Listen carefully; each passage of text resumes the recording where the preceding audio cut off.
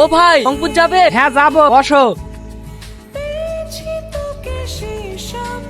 এই টোটো দাঁড়াও। কি হলো চাচা, ছেলেটাকে ওরকম করছো কেন? আর বুঝলো না, এই ছোট টোটোতে উঠি আমার মেয়ের দিকে একভাবে তাকিয়ে আছে। এই মেয়ে দেখলে লাল পড়ে না, নাম শিগগিরি। আরে ছাড়ো চাচা, এই লিয়া ঝামেলা করো না। এই তুমি একটু এদিকে সরি বসো। না না, সরি বসলে হবে না, ওকে নামি দাও। ভাই বুঝলে হয় চাচা, আমাকে ভাড়া মারতে হবে না। সরকারে বারবার আমি দেবো, তুমি ওকে নামা।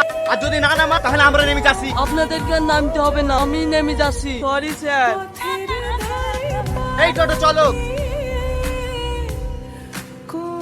এই লাও তোমার ভাড়া। জনি ভাই, ছেলের বাড়ি থেকে এক্ষুনি ফোন করেছিল, ওরা কালকে আসছে। তোমার এইদিকে সব রেডি তো? হ্যাঁ সব রেডি, আসতে বলো। এই বুড়ি চ। অনেক কথাই তো হইলো, সন্ধ্যাও লেগে যাচ্ছে। এবার আপনার মেয়েকে একটু ডাকে। হ্যাঁ হ্যাঁ ডাকছি। এই রীতি যা বুড়িকে লিয়ে আয়। ঠিক আছে মালিক, নিয়ে আসছি। তো বাপ কিসের চাকরি করো? আমি চাকরি করিনি তো, আমার একটা শপিং মল আছে, আমার আন্ডারে তো 50 ছেলে চাকরি করে।